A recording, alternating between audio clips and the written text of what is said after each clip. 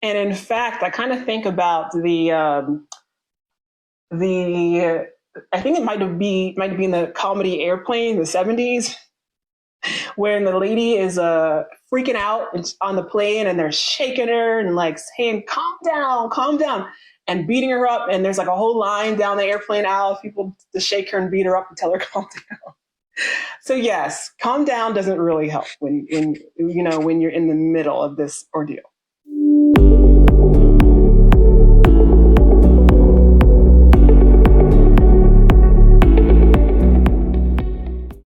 Your heart is pounding, you can't breathe, and you're convinced yourself you're dying or losing your mind. If you've ever experienced this because of a panic attack, I know I have. I want to tell you first and foremost, you're not alone. You're going to be okay. And secondly, let's talk today about some techniques that actually work to stop the spiral. Hi, I'm Keisha Dent, and I am a certified hypnotherapist, and I help professional women to transform their anxiety into unstoppable confidence. So I've been where you are. I have been through a terrible chapter of my life where I suffered from panic attacks myself. And it would always happen at a certain time of the day, as far as for me. And it was seemingly at the time until I got something that worked. It just would spiral me into this loop. And I just didn't know how to get out of it, right? Just feeling completely broken, feeling completely awful about myself. But, I'm not broken. You are not either. So let's talk about it. So the first thing that you have to understand is that your body is trying to protect you. Your mind is trying to protect you. Trying to protect you is actually your number one goal always of the mind. And it will do it often when its protection is not needed, right? This is often this need to look after you that is being thrown into overdrive. So it's important to understand, to even begin to separate what is happening in your body versus your actual safety, right? Knowing about this and to remind yourself and tell yourself always, this is a panic attack. My body is trying to protect me. This will pass, okay?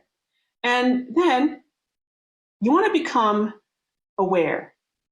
If you're standing, if you're sitting, having your feet on the floor, all right? Pressing your back against something solid. Holding on to something cold if you can. Holding on to anything really that has texture.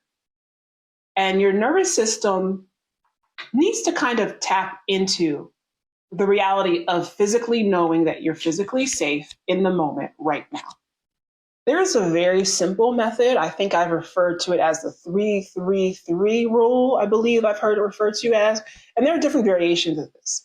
But basically, you want to just simply look around and name 3 things that you can see to start, 3 things that you can hear, and move 3 parts of the body. And that's one variation of it.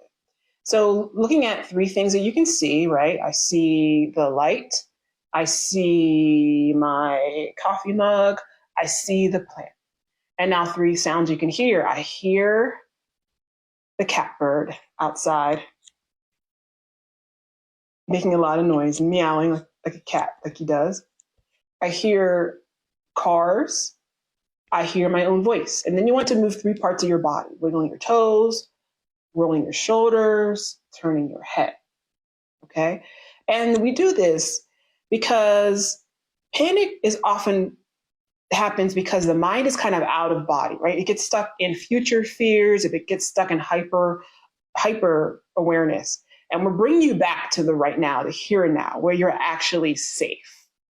It's important also to remember that a panic attack will likely peak in the next 10 minutes or so. And then definitely after 12, 20, 30 minutes, definitely by an hour, the body literally can't maintain that intensity longer than that, right? Because that's panic, that's fight or flight. We're not built to have gas pedal floor to the, driven to the floor, pumping our vehicles full of adrenaline for that long. It's designed to settle, to return to normal. There's panic, there's fight, there's flight, and then settle, okay? And you might feel very drained afterwards, like you ran a marathon, like you did a whole a bunch of lifting or running, and that's completely normal because you're actually running all of that adrenaline, right? And this is the thing too. And if you feel totally, drained and tired and exhausted after this ordeal, it doesn't mean you're not, doesn't mean you're weak or anything like that. It just means your system is recalibrating. And this is a quick distinction too. Panic attacks hit suddenly, right? They hit suddenly, they peak faster, and they feel like emergencies, everything kind of crashing down. Anxiety attacks can kind of build gradually and feel like more like overwhelming worry. Okay, and they tend to go on for more of a continuous thing. So both are your system responding to perceived threats. Both of these can be managed, right? They can be managed and they can be transformed. Also, if someone is panicking, you don't have to say calm down. It doesn't really help. I think everyone who's ever had these understands that. And in fact, I kind of think about the I think it might be in the comedy Airplane, the 70s, when the lady is freaking out on the plane and they're shaking her and like saying, calm down, and beating her up. And there's like a whole line down the airplane aisle of people to shake her and beat her up and tell her calm down. So yes, calm down doesn't really help when you're in the middle of this ordeal. Instead of calm down, or trying to calm yourself, just kind of speak slowly, ask, what do you need right now? What do I need right now? And especially when you're doing this for someone else, just knowing that someone is there, able to hold space for you, able to be there for you, that can often on its own shift everything, right? That's very much like reminding you that you are safe in this moment. And in professional settings, offer privacy, right? Let's step out into this office, into this down here outside for a moment, whatever will feel good.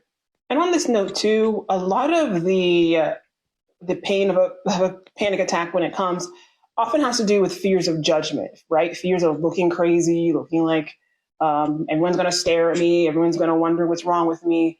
And so it's really important, especially if you're going through something, that those are not important. And there are so many more important things, and to have patience for yourself and to have compassion for yourself. It's also worthy to ask yourself, right? What if panic attacks are actually a way of saying that something is not aligned, that something needs to shift? It's often a sign, as it was for me, that something was going on in my life that needed to be adjusted. And our systems are so finely tuned that they respond incredibly intensely to misalignment. You don't have to live in fear of the next panic attack. You learn to work with your system, okay, instead of against it. So in my effort to try to keep these shorter, because I take so long to get my messages across, these videos get really long. So I'm going to end it here. I'm going to be making a lot more content addressing this. And I want to know from you, like, where are you at right now in your life? What are you dealing with? And please let me know. Feel free to comment what you would like to hear from me and what you would like me to address. So thank you. Again, my name is Keisha Dent. I'm a certified hypnotherapist. And I want to remind you always that in order to change your life, you must first change yourself. Thank you so much. And I will talk to you soon.